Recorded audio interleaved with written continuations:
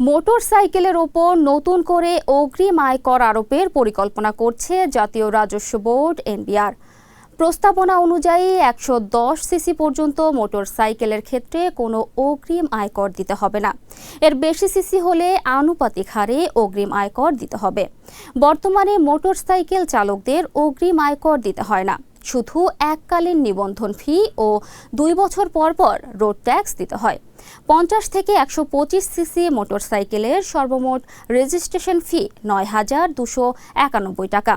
পরবর্তী ২ বছর পর পর প্রতি কিস্তি ১,১৫০ টাকা করে ৪টি কিস্তিতে অবশিষ্ট ৪,৬০০ টাকা রোড ট্যাক্স পরিশোধ করতে হয়।